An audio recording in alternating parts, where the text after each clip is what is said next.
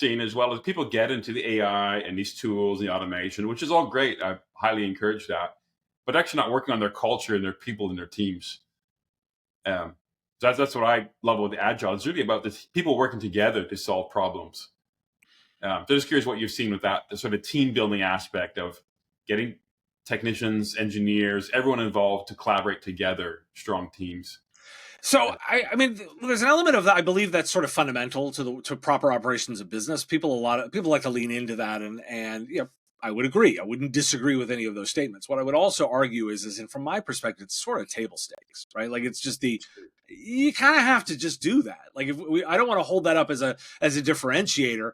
I think it's sad that it is a differentiator because there's so many companies that are bad at it. I just sort of look and go like but from my perspective, it's not actually a competitive differentiator, particularly when I think about it from the customer perspective, right? A bad internal culture ultimately means you're going to kind of just be bad at what you do. It's required to be good at it. What actually sets you apart is the difference in execution, right? What is the thing that I'm delivering to the customer that is different? And frankly, I don't think anybody comes to a customer and says, well, our culture is really bad, you should buy from us. So if you're coming and saying, well, we've got a great culture, okay, everybody is going to tell me that as a buyer, right? If I'm the buyer and you're the seller, everyone's going to tell me how great their people are. So that instantly makes you not different. What I want to understand as the customer is what are you doing for me today that makes a difference? I would make an argument that we're talking in early 2025. I think the number one thing that customers need help with is the idea of what I call data management.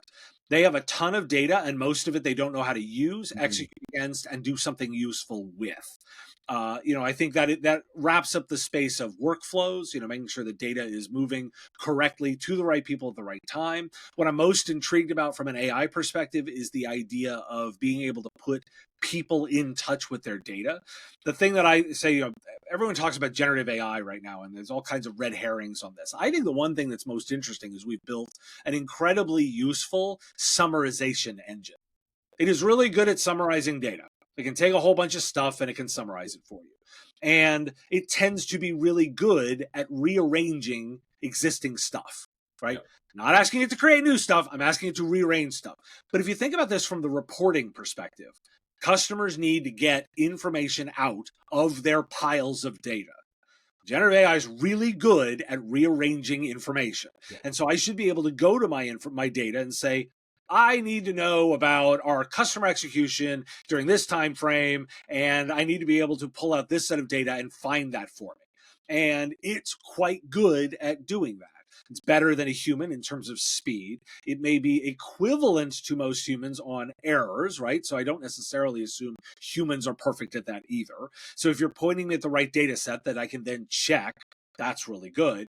And so I look at saying the biggest interest area to me around this moment right now is helping customers with data, because in order to be good at the scenarios I've talked about from a generative AI perspective, you have to have a handle on your data. It doesn't have to be all clean. It doesn't have to be all perfect, but you have to know what you've got. It's got to be organized well enough. You've got to have a sense of who gets access to what. You have to have some good governance controls around it. And that work, super interesting. By the way, makes really good projects. Yeah. And maybe less recurring revenue. I don't know. I haven't personally thought through all of that yet. I know they're obviously just all with the governance and compliance and the policies. There's a spot for a monthly review of that, right? But obviously very juicy projects. Yeah, but don't fall into the trap, right? What I would sort of say, by the way, as a believer in recurring revenue, yeah, I believe you want to move directionally towards things in a recurring revenue service because it makes a lot of sense to implement it that way because you've made it repeatable and you've done it. But don't fall into the trap of knowing, A, everything doesn't have to be that, and B, that everything doesn't have to be that instantly. We may be directionally moving towards that, but as we figure that out and solve problems for customers, it's okay to just do it. And so sometimes the part of movement of getting that done with customers, solving their problems, and not overthinking it to go like, well, everything about this must be a recurring revenue service before I'm willing to do it. Like, that just means that you're just waiting for everyone to have actually solved the problem and made it fully commodity. I don't know. I like making money. I'm in the business of high value stuff. And sometimes solving hard problems is not fully solved. So you should probably jump in before it's commoditized. Yeah.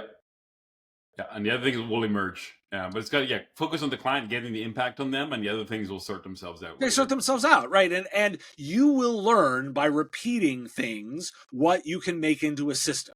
And I like to think about this from the perspective of, say a craft trade, right? Like, initially, if you're designing something, you're probably like building a custom table, right? For example, you may not know exactly what it's going to do and exactly how it needs, but after a while, you start realizing, hey, I have legs, like the legs are always a repeatable bit. I can use that. Maybe the surface is the same. And you get to the point where, hey, my components are systemized, but I can still customize. And then over time, you figure like, oh, 90% of them all look the same.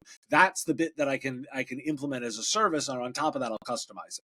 You do that iteratively through something like Agile. And in the end, it ends up being a situation where you've gone from like, all of this is something I'm figuring out as I go, to something that I have systemized, but I've done it iteratively over time and I've just gotten better at it. And by the way, while I've been better at it, I'm way ahead.